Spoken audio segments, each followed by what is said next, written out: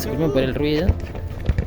Estoy en un parquecito, estoy al lado de una cancha, y estoy aprovechando las últimas horas de luz para grabar esto, que es... me voy a quitar las gafas. Es un blog. Voy a estrenarme en esto de hacer blogs, porque quiero seguir haciéndolo de alguna manera, no sé. Ahora mismo no tengo más ideas, pero bueno, como viene en el título, hoy les voy a dar distintos encabezados musicales de lo que llevo de vida. Hoy tengo 23 años, hoy es 18 de octubre del 2025, mañana cumplo 24 y me parece un buen momento para hacer algo así. Acá tengo una lista, voy a mencionar los discos, voy a mencionar algo al respecto, discos o eventos incluso, y voy a recomendar alguna canción porque sé que hay muchas personas que no van a escuchar los discos completos, a pesar de que son todas grandes recomendaciones. Me llamo Rafi, por cierto. Soy artista, soy poeta, soy música, lidero una banda, Vaca Sagrada, lanzamos un sencillo hace unos meses. Así que eso, por lo tanto, a mí la música me ha cruzado toda la vida. Y de algún modo, tanto que decidí hacerla. Así que bueno, vamos a empezar por el inicio. Está todo organizado cronológicamente. El primer disco es Sgt. Pepper's Lonely Hearts Club Band de los Beatles. Este es una obra maestra, obviamente. Es uno de los primeros CDs que tuve, que compré con la plata que me dio mi mamá cuando tenía como, qué sé yo, 9 años. Acá está, en CD. Esta es la remasterización del 2009. Es un gran disco, encima la edición es hermosa. Fue una gran estrenada, la verdad. Viene con un librito, con un montón de... O sea, viene con la letra de las canciones.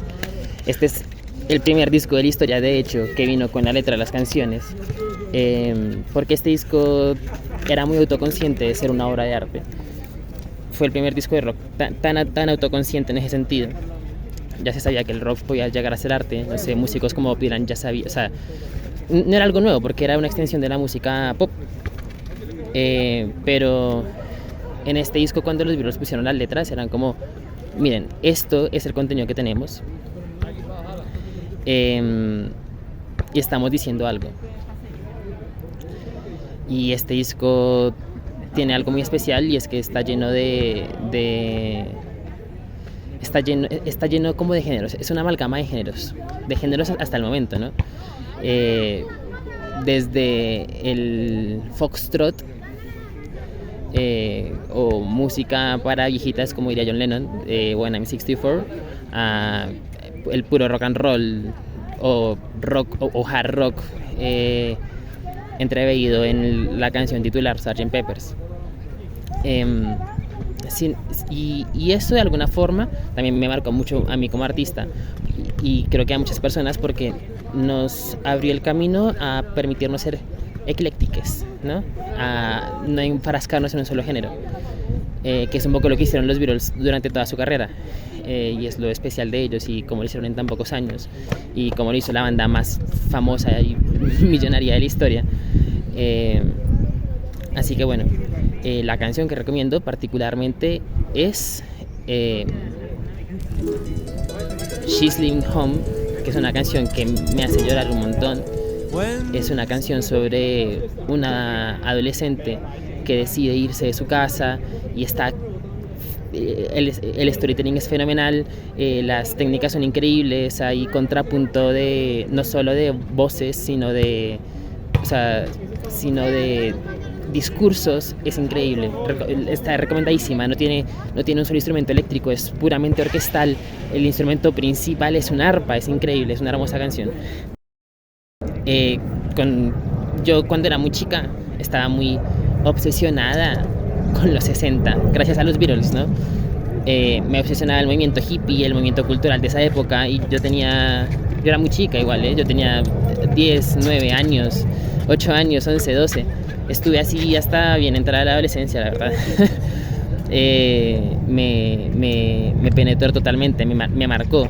Incluso más que los Beatles, también el propio movimiento hoy en día es una cosa que me fascina y me asombra. Así que el siguiente disco es un disco que representa esa potencia psicodélica, que es The Piper at the Gates of Dawn de Pink Floyd, ¿no? No tengo mucho que decir al respecto, solo que si el Sgt. Peppers es psicodelia, el Piper es la psicodelia pura. De hecho se grabó al mismo tiempo, es muy curioso, pero se grabó al mismo tiempo que Sgt. Peppers, y fue... No recuerdo quién fue el productor, pero en gran medida fue dirigido por... Ahora a ver si estoy viendo las pelotas. Fue dirigido por Syd Barrett, que en ese momento era el compositor y líder de la banda, que luego, debido al LSD y que tenía sus cosas mentales y malas amistades, terminó psiquiátrico, lo terminaron echando de la banda. Es toda una historia traumática para ellos. Y un poco también para la música, porque tenía una voz muy particular, Syd Barrett. Ya se fueron las luces, ya prendieron las luces de los postes de iluminación.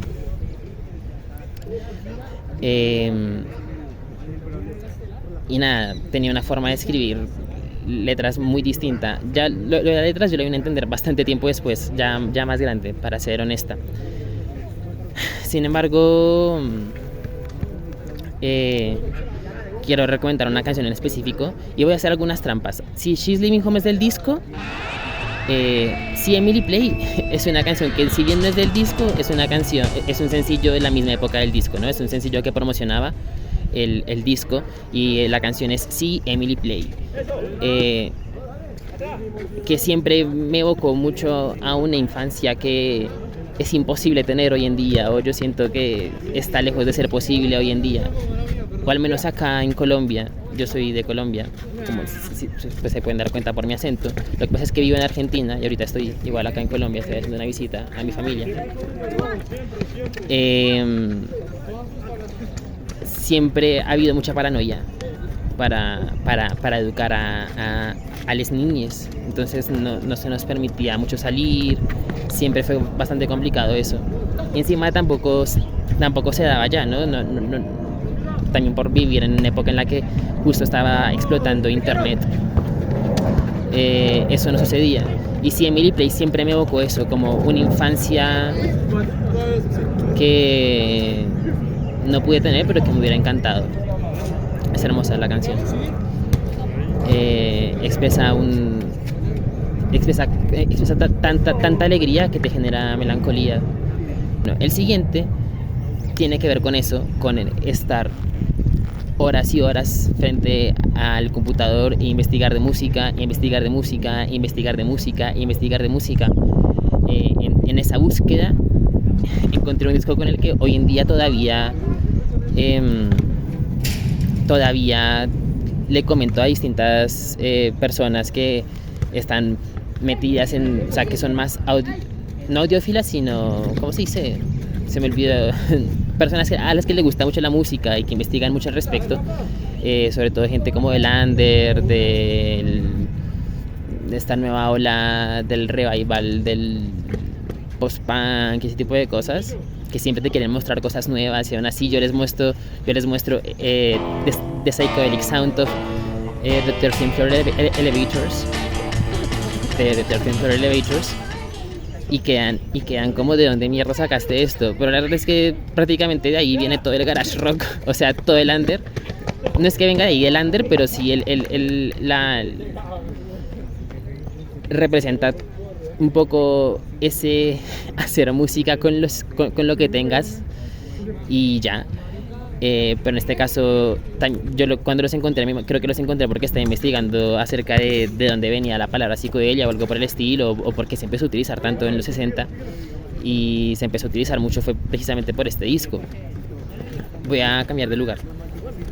Esta banda tiene esta particularidad de que si Pink Floyd era psicodelia y ya era una psicodelia muy pura, The 13 Floor Elevators, ya la gente los suele asemejar a un mal viaje alucinógeno.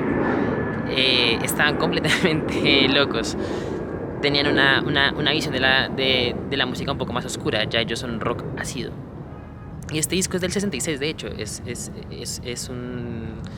Es un año antes que el de Piper y el Sgt. Peppers.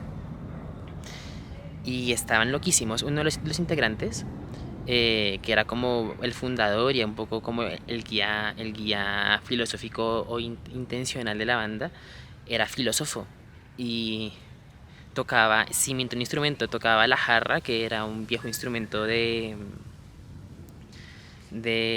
las bandas como de blues en los años 40, y la jarra pues era una jarra de cerveza, una de esas jarras grandes de cerveza, y él la volvió eléctrica. Eso se toca como un instrumento de viento. Tiras la nota digamos con la voz, lo tiras en como a rafaguitas de aire y suelta la nota, ¿no? Resuena en el instrumento. Pero él lo electrificó para que sonara más duro, y encima lo que hacía era que para cambiar la afinación ponía distintos grados de marihuana adentro. Y bueno, eso, o eso es lo que dicen. No me acuerdo ni cómo se llamaba. Y también otro dato curioso del disco es que uno de los compositores de las canciones de 13 Floor Elevators, que no pertenece a la banda, era Paul St. John.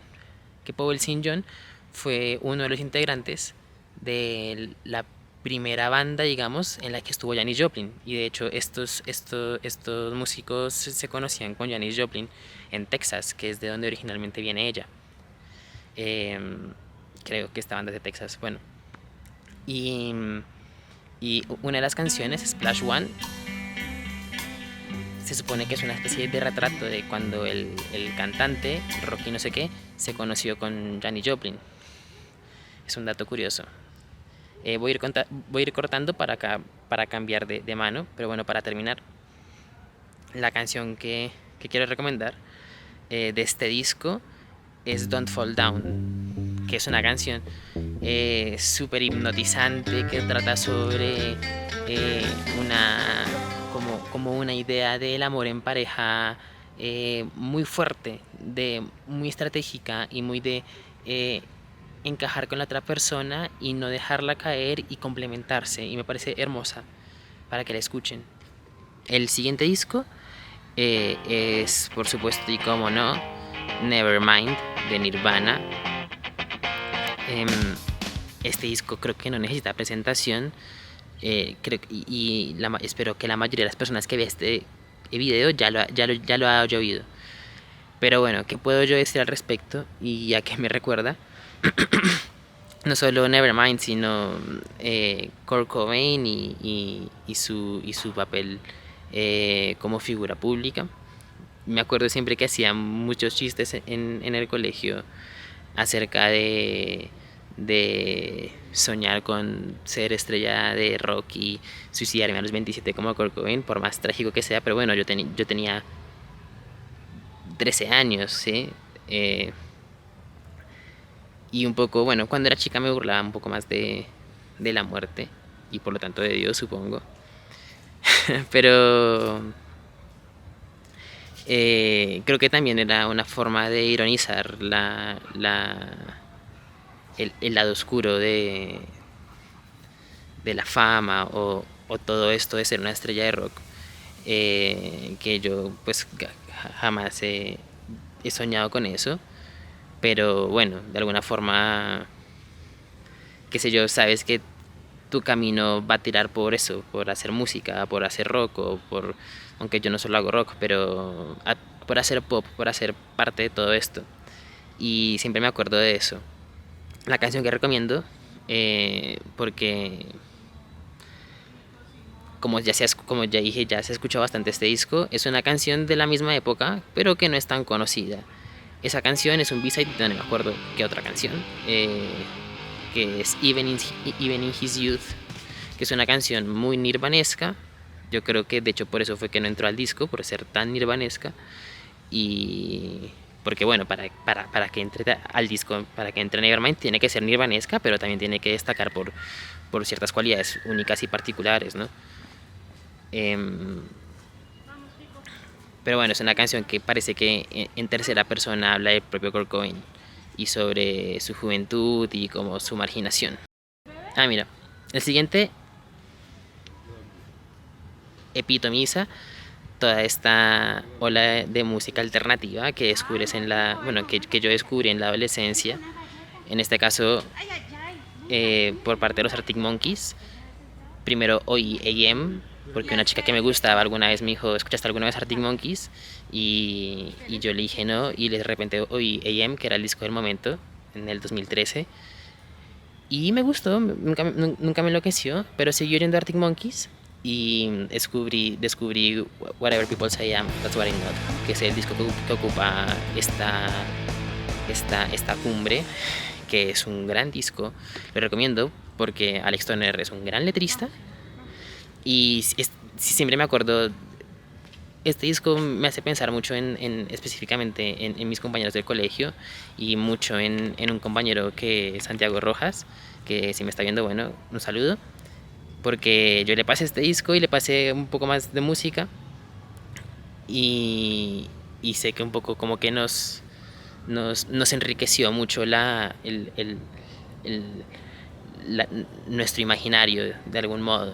Todo este rock y esta música independiente junto con los Strokes, ¿no? Que era lo que escuchábamos. En ese momento, bueno, hoy en día creo que también podría decir que me gusta más Humbug, pero es Whatever People Say I Am el que más escuché, el que más he escuchado y el que sigo oyendo hoy en día incluso, cada tanto, no tan seguido, pero bueno, cada tanto. Eh, y nada, bueno, me acabo de acordar, nos la pasábamos todo el tiempo en la ruta, porque acá en Colombia se estudia mucho en un colegio privado y muy seguido se paga, los padres nos pagan ruta para irnos a nuestras casas, porque a veces también se estudia muy lejos. Por ejemplo, mi colegio estaba en una locación un poco inaccesible porque estaba en una montaña y creo que solo te llevaba un transporte, un bus y, y medio que no daba. Te tenían que llevar tus padres o pagar ruta. Entonces lo escuchábamos mucho tanto de la casa al colegio como del colegio a la casa. Eran tiempos lindos. Para cerrar, la canción especialmente que recomiendo, en otro momento hace años no hubiera hecho esto, pero reescuchándolo me he dado cuenta que esta canción se llama eh, va a poner el nombre por acá arriba, pero como you could perhaps you couldn't see for a like but you were staring straight at me, que es una canción sobre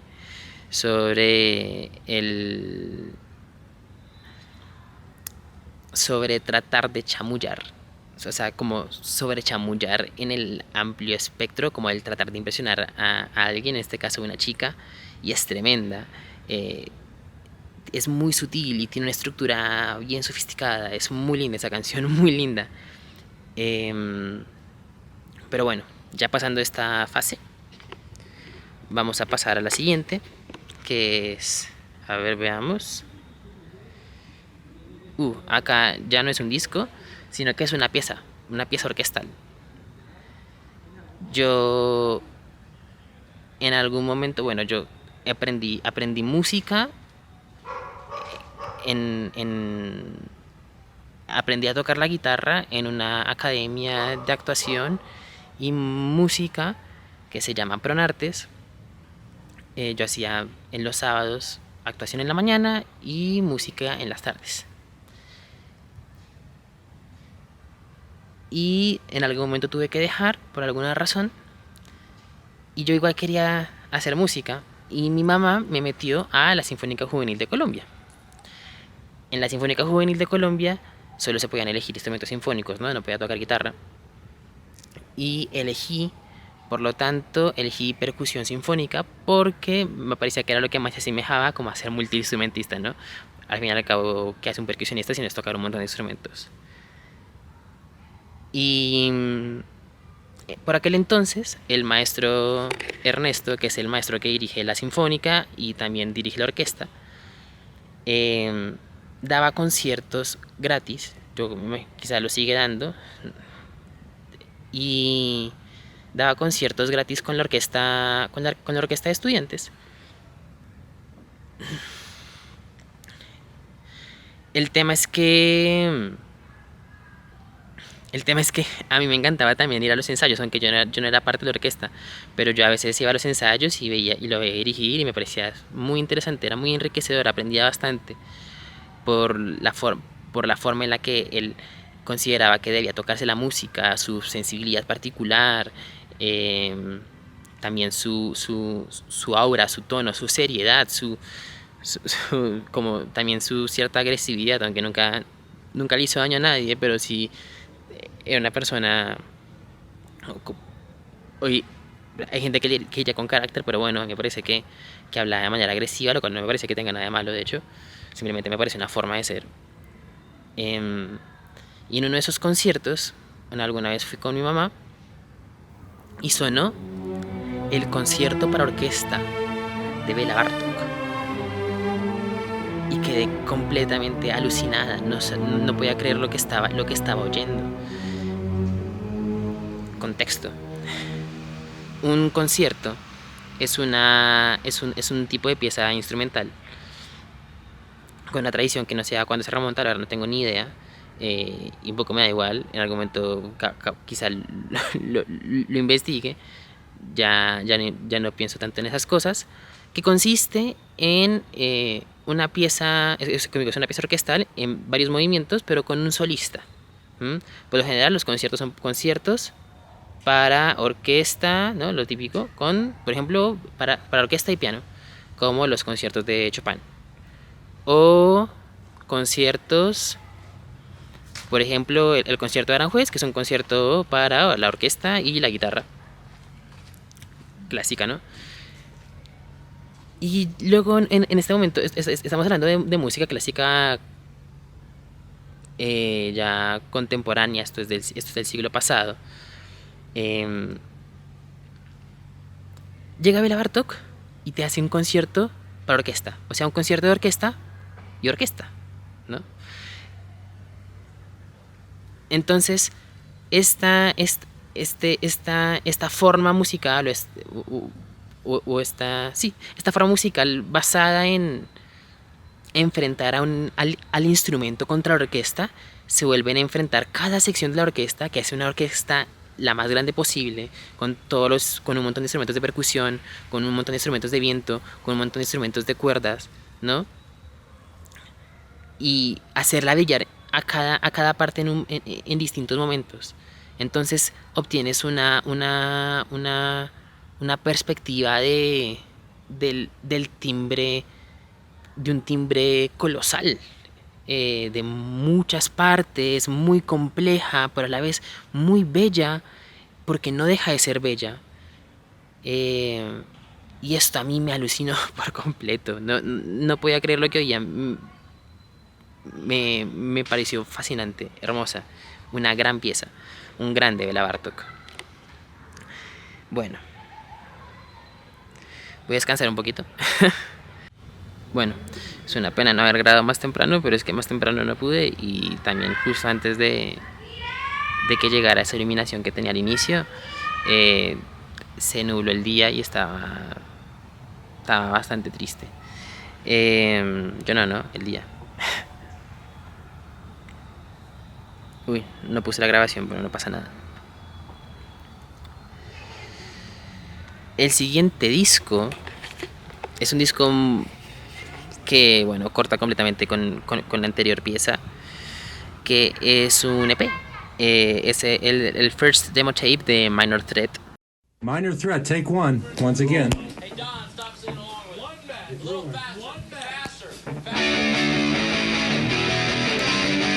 Que es un disco póstumo a Minor Threat, Minor Threat es una de las bandas fundacionales del hardcore punk y sí, también es la banda fundacional de muchos de los principios del hardcore eh, old school, como el ser straight edge y distintos modelos de negocio.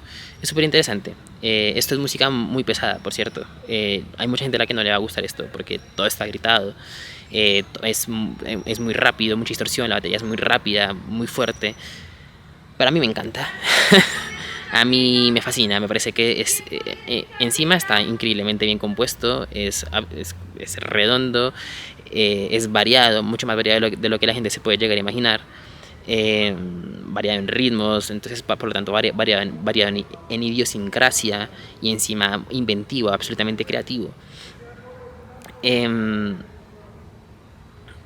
una pena, de hecho, que mucha gente nunca lo pueda llegar a apreciar por sus prejuicios o porque le parezca ruido, pero bueno, es entendible.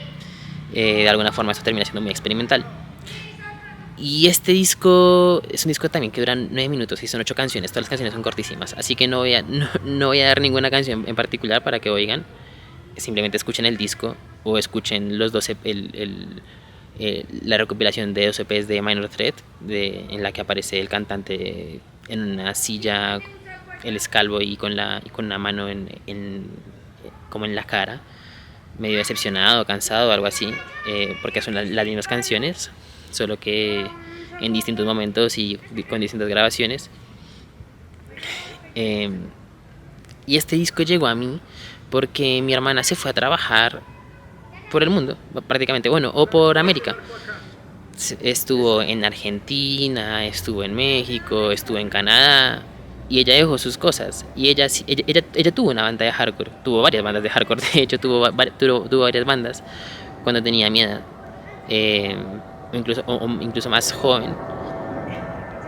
Y este fue uno de los discos que dejó acá. Y un día de estos siempre me llamó la atención la portada en blanco y negro. Me parecía raro porque se notaba que era, o sea, porque era blanco y negro, pero se notaba que era ya era gente como moderna, muy cercana a nuestros días, ¿no? Y lo escuché en el auto con mi mamá, en el asiento del copiloto,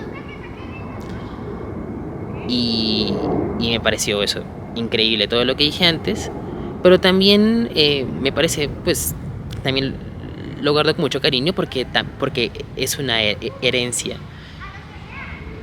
musical, y de alguna forma también implica cierta herencia genética de cierta herencia genética, pero espiritual, porque este disco no es un disco, es un disco para personas que yo este disco lo escucho en momentos en los que puedo sentir mucha rabia, y son momentos de 9 minutos que me sacan toda esa, o sea, en 9 minutos me saca toda esa energía en cuestión de baile y poco personal, o sea, poco en mi casa, poco sola en mi habitación, pero me saca toda esa energía y es música que trata sobre eso, sobre sentirse enfrentada por el mundo. Y creo que, y bueno, eso lo valoro porque siento que además es cierta herencia familiar. El siguiente disco, a ver, no es un disco, es una canción. Y yo cuando hice esta lista pensé en no poner ninguna canción, porque si hablamos de canciones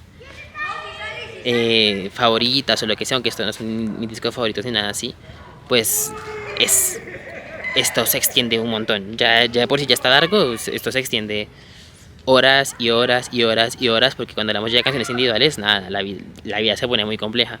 Pero en este caso yo solo quiero hablar más de eventos musicales, y este fue un evento musical para mí, y fue descubrir Promesa sobre el Bidet de Charly García, porque si bien ya he escuchado rock en español que me gustaba, nunca, siempre lo por debajé.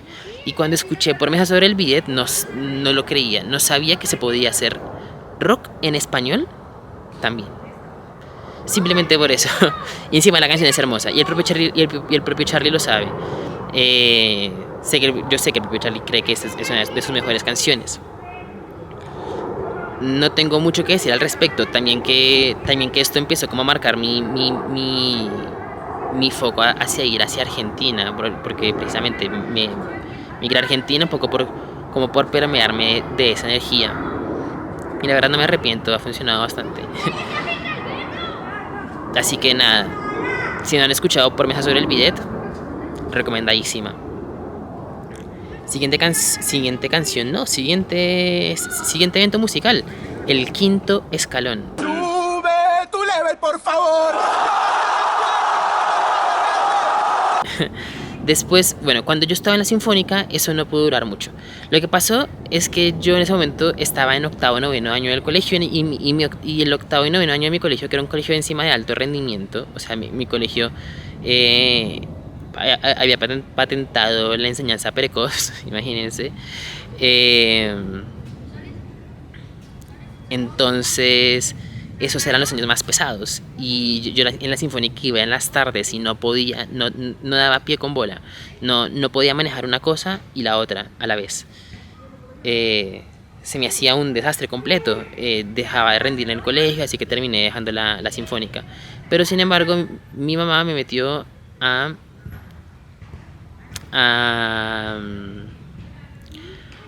los Andes, a una especie como de curso extracurricular los sábados. Y ahí el instrumento que elegí fue piano. Tuve un profesor que se llama Frederick,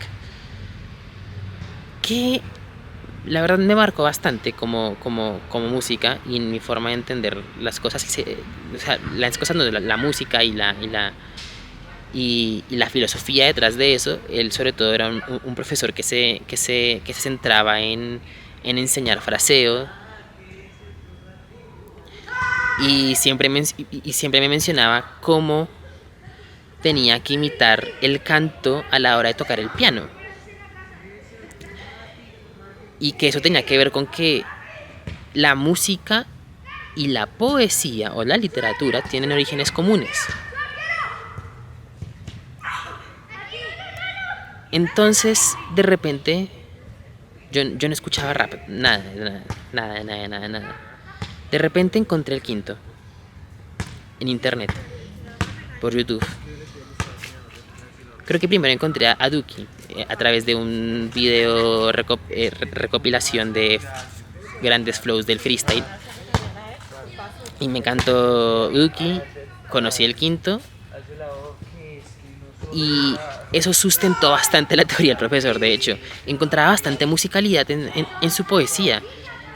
Y también ritmicidad, también un poco de melodía. Sus voces eran como, o sea, su freestyle era como percusión con significado. Y encima la significación del movimiento en sí siempre me pareció impresionante. La forma en la que, como el quinto, que empezó siendo un par de pendejos juntándose en una esquina, se terminó convirtiendo en una cosa colosal. Y mucha gente de ahí hoy en día se volvió, o sea, se han vuelto artistas reputados, ¿no? Como Duke y Alejo. Y en este caso yo tengo que recomendar, ¿no? Una batalla. La batalla que recomiendo, porque por cómo brilla Alejo que fue el fundador del Quinto Escalón y que hoy en día es CCA, que es uno de los mayores representantes del trap en Argentina y en Latinoamérica, sería la batalla de Alejo junto con MKS, me parece, versus Frijo y Wolf, si no me equivoco. Muy recomendada, gran batalla. Bien, para continuar, les cuento que yo en algún momento dejé el colegio en el que estaba porque no pude seguir pagándolo, o mi mamá no pudo seguir pagándolo, se puso bastante caro y me cambió a un colegio virtual y semipresencial. Yo en algún momento lo hice virtual y en algún momento lo hice semipresencial, y eso reduce mucho como tu contacto social en el colegio, ¿no? Que al final es lo que aprendes casi toda tu vida. Y yo a la vez entré a un servidor de Discord. Y en ese servidor de Discord era un disco en el que hablábamos mucho de arte, mucho de música. Y entre esa música de la que se hablaba, me recomendaron The College Dropout de Kanye West. Yo a Kanye West ya lo conocía, ya lo había escuchado antes, he escuchado un par de veces The Life of Pablo cuando salió. Imagínense, y tenía canciones que me encantaban y hoy en día todavía me encantan. Pero cuando escuché The College Dropout, yo ya estaba en Argentina, ya en la universidad, estaba estudiando composición musical, sentía que tenía que retirarme de la universidad. Y este es un disco que me acompañó durante esa decisión. Es un disco que de hecho en buena medida trata sobre eso, sobre querer dejar la universidad y dejarla, sobre cómo Kanye West lo hizo. No me comparo en lo absoluto, pero sí, no puedes negar que de alguna forma te acompaña, ¿no? Y te hace sentir que no estás loca. La canción que recomiendo de este disco es la primera de todas, que es un gran inicio. We Don't Care. Gran canción, gran idea, la de hacer cantar a niñes un coro sobre ser dealer de drogas. Es una gran canción. ¿Qué más puedo decir? Bien. Otro redescubrimiento en pandemia fue The Velvet Underground. También todo eso tiene que ver un poco como con el hecho de que que descubrí las letras, porque cuando yo era chica solo me interesaba la música, pero luego aprendí a escuchar las letras y darme cuenta que tenían cosas para decir, todas estas músicas. Y con The Velvet Underground yo estoy hablando no solo del disco o cualquiera de los dos discos homónimos, estoy hablando en general de Velvet Underground. The Velvet Underground es una de las mejores bandas de la historia. Directamente voy a ir a recomendar la canción porque creo que ya una sola canción habla por sí sola. La canción que voy a recomendar es Heroin. Si bien está mal grabada, esta canción yo la escuché cuando yo era chica, ¿no? En mi época de afición a los 60s, pero yo jamás entendí este disco. Ya de grande, que no era tan fastidiosa. Lo escuché de nuevo y me encantó toda la discografía. La canción que recomiendo es Heroin. Heroin que habla sobre un adicto a la heroína y cómo encuentra dignidad en ese estilo de vida. Suena oscura, pero de alguna forma, a través de su poética, a través de lo que es la literatura, porque Lou Reed estudió literatura, habla de una condición que puede interpelar a todo el mundo, de una condición que puede convocar a todo el mundo, porque en buena medida habla de la marginalidad, del cansancio, del agotamiento, y de cómo, ¿por qué no?, elegir la heroína. Claro que eso solo dura una canción, ¿no?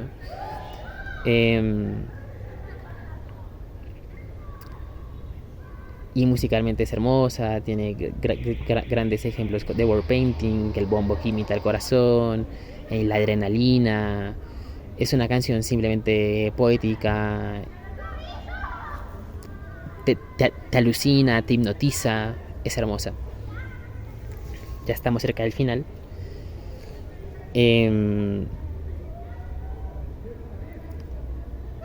Ahora vamos con otro disco que empecé a oír en pandemia, pero que redescubrí hace algunos meses, que es Marquee Moon, de Television. Marquee Moon es uno de los mejores discos de la historia. Hace parte del génesis del punk, si bien no es punk, pero hace parte del génesis. Es decir, estos tipos conocieron a los Ramones, a Blondie, hicieron parte del mismo grupito. Pero esto es un tipo de rock ultra sofisticado, es la mayor sofisticación del rock en estado puro que yo conozco. Eh, las letras son complejas, son profundas, eh, y de hecho son particularmente profundas, bastante magníficas hasta cierto punto, tratan temas filosóficos, lo cual no es tan común porque por lo general porque este disco, no sé, lo habrá hecho, cuando lo habrán publicado, los integrantes habrán estado en sus 26, 27, y por lo general cuando eres tan joven no quieres abarcar temas tan grandes como artista porque sabes que son grandes y que necesitas una vida para abarcarlos, pero supongo que si te dedicas puedes encontrar el quid del asunto. Y este disco es bastante importante para mí porque de alguna forma en los últimos meses ha marcado como una idea de rumbo en mi vida, eh, como una especie de brújula de lo posible y lo no posible. Podría decir que su música también me ha influenciado bastante en la manera en la que yo hago música, o ha potencializado lo que yo puedo llegar a hacer. Y la canción que recomiendo, porque quiero que escuchen el disco, no quiero recomendar ninguna del disco, es un cover que ellos hicieron, que lo pueden encontrar por ahí, de Satisfaction de los Rolling Stones. Es un gran cover. Van a encontrar todo lo que es Television y bastantes de sus orígenes, y van a escuchar la voz de Tom Verlaine en su máxima exposición. Es hermoso. Por último, esto ya es del último mes o por ahí, también otro redescubrimiento que hice fue el de Eric Satie, y en este caso recomiendo específicamente el disco de Satie, interpretado por Patrick Cohen. Satie era un músico muy raro para su época, muy raro, único, como nadie. Pero no era solo raro, era una persona con perspectiva, y hoy en día me doy cuenta de eso. Era una persona con perspectiva musical muy, muy amplia. Era el lado B del espectáculo de la ópera. Era el lado B de Wagner. Podría hablar de Eric Satie que en mucha profundidad, pero esto me gustaría tomarlo como con muchas pinzas porque es bastante complejo. Es el músico más viejo también de la lista. Él empezó a hacer música o a publicar su música a finales del siglo XIX. Tiene ideas interesantísimas. El tipo prácticamente inventó, por ejemplo, el concepto de música de ambiente. Renovó la armonía musical. Él es el referente, y eran amigos, ¿no? Pero es el referente de Debussy, Ravel, etcétera, etcétera. De hecho, se empezó a hacer conocido en su momento gracias a Ravel y Debussy, porque lo tocaron en sus conciertos cuando ellos ya eran grandes, aunque ellos también les tocó bastante complicado para llegar a su lugar en el mercado musical y en el mundo del espectáculo.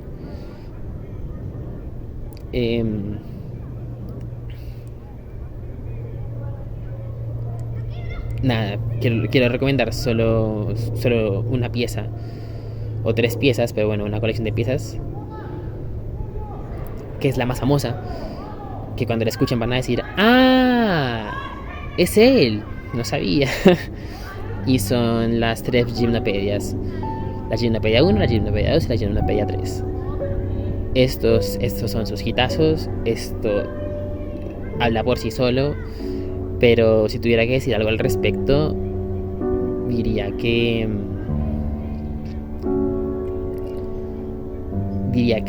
cada nota cuenta. Eso es todo. Bueno, dejo el video hasta acá. Espero les guste. Vamos a ver cómo sale en edición. Nada, besito, soy Rafi. Que les vaya bien.